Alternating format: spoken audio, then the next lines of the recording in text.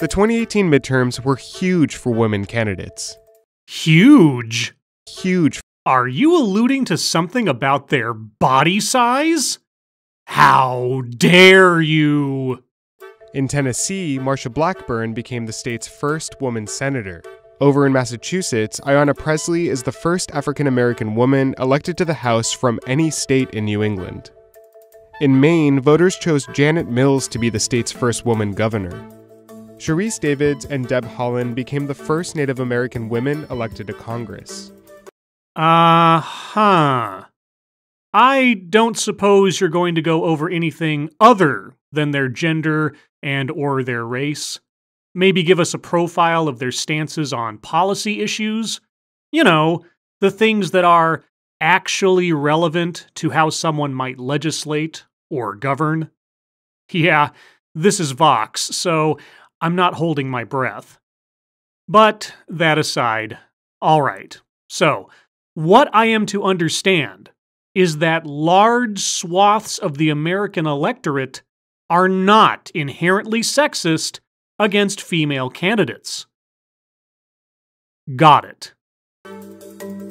A total of 273 women were on the ballot in the 2018 midterms, representing both parties. Now compare that to the past 5 elections. That's a big jump in women candidates vying for office.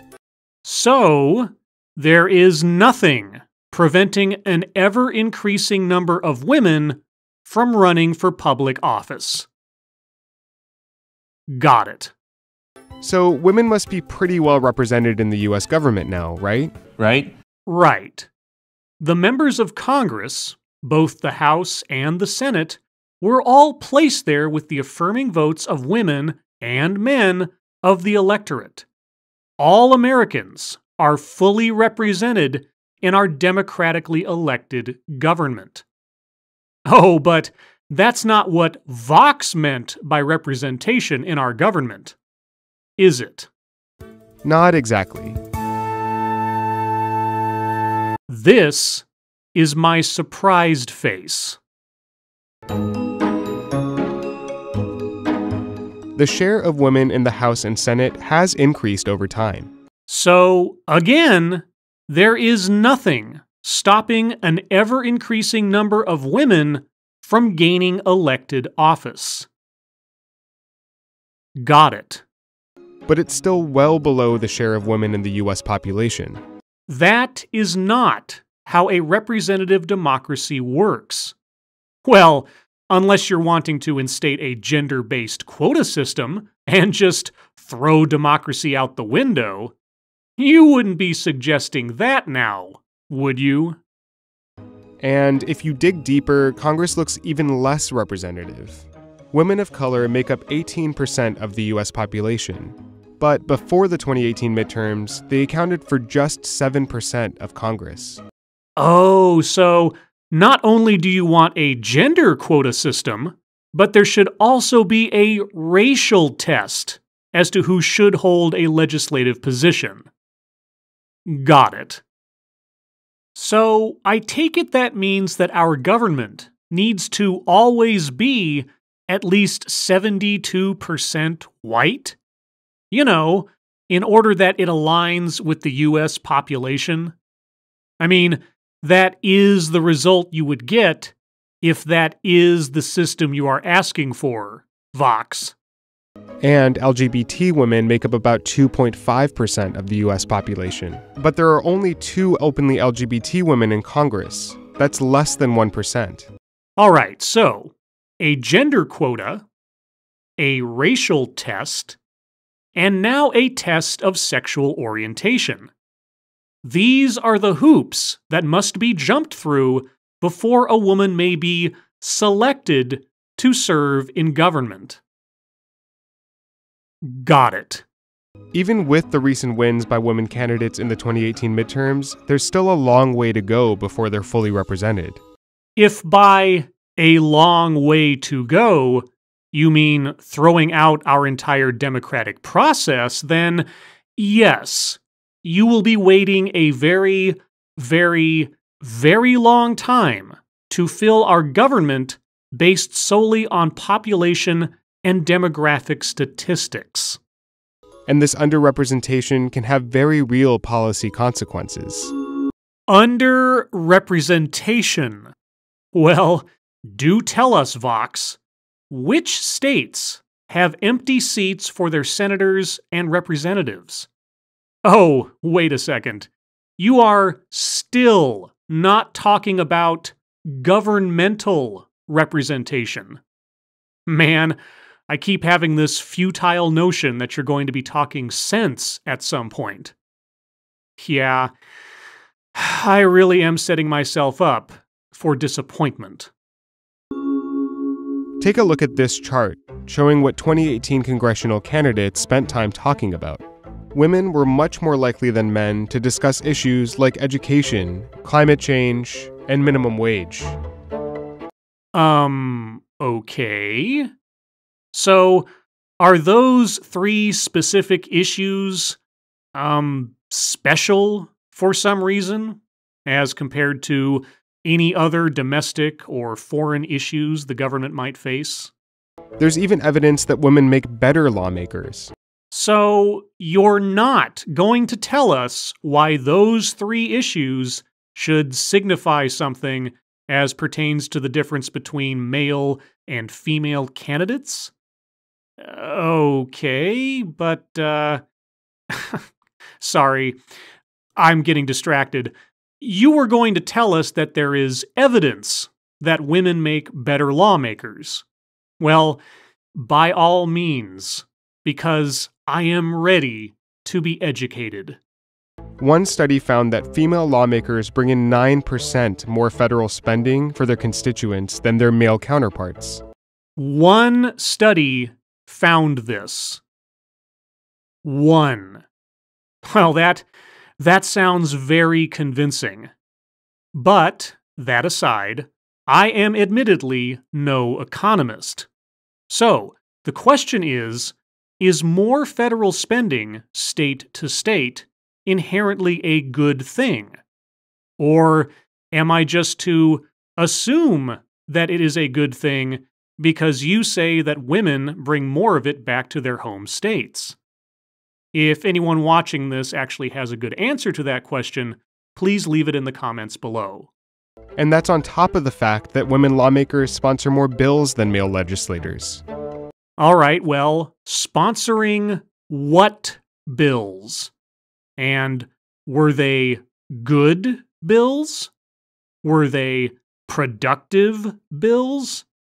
And just because they sponsor more bills, does that mean they get more bills passed? I would be very curious to know the answers to those questions. Do I have any faith that Vox will provide them to me? Nope. This success might actually help explain why women are less likely to run for office than men in the first place. So women do not run for office as much as men do because women are just too naturally awesome at legislating to bother running for office. Is that what I am to understand? Many women underestimate their qualifications and perceive gender bias among voters, which discourages them from running. Because of these hurdles, only the most talented and ambitious women seek office. So, you're complaining that talented and ambitious people are more likely to seek office than those who are timid and uncertain of themselves. So, what was the problem again? While there's still more room for growth for women to be accurately represented in government, our government will never be a one-for-one, trait-for-trait, belief-for-belief duplicate of the country's population. If you think it can be, then you are incompetent when it comes to how our democratic system of government works. If you think it should be, then you are likely a delusional ideologue. I have a feeling that Vox may, in fact, be both. There's evidence to show that the more women are elected, the more they inspire other women to run. Well, great. Good for them, sincerely. And it looks like it's working. And they can all run and win, or run and lose, just like everybody else. One study found that if a state elected a woman senator or governor, an average of 7 additional women would run for state government in the following election cycle. That's fine. That is democracy. And you already told us the numbers keep going up year after year. So it is a known trend. And so it isn't all that surprising. But does this guarantee that every woman who runs will win? That every woman who wins will be good at their job? No. No, it doesn't. Just the same as men. These women who were elected during the 2018 midterms will help inspire other women to run for office in the future. And as more women join government, their representation will become more and more normalized. They are elected to represent their myriad of constituents. They are not there to represent their gender, or their race, or their orientation, or their religion. Because unless they are effective as legislators or governors, the novelty of their genitals, skin color, sexual preferences, or belief systems will quickly fall by the wayside to their lack of personal merit. Identity politics is a disastrous platform on which to campaign. Just ask this woman. And eventually, a video like this won't even be necessary. A video like this. Sorry, I must have missed it. What purpose exactly did this video serve? To point out that the sexual and racial makeup of our government isn't to Vox's liking? To complain that we don't vote people into office on the basis of whether or not a candidate will fulfill a diversity quota, as determined by Vox? Well, I hate to break it to you, but not only was your video unnecessary, it was nonsensical. But, hey, you keep doing what you're doing, Vox, because it takes a real talent for selective blindness in order to ignore proof of the waning sexual and racial discrimination in this country and still complain that things just are not good enough. As always, thank you for watching.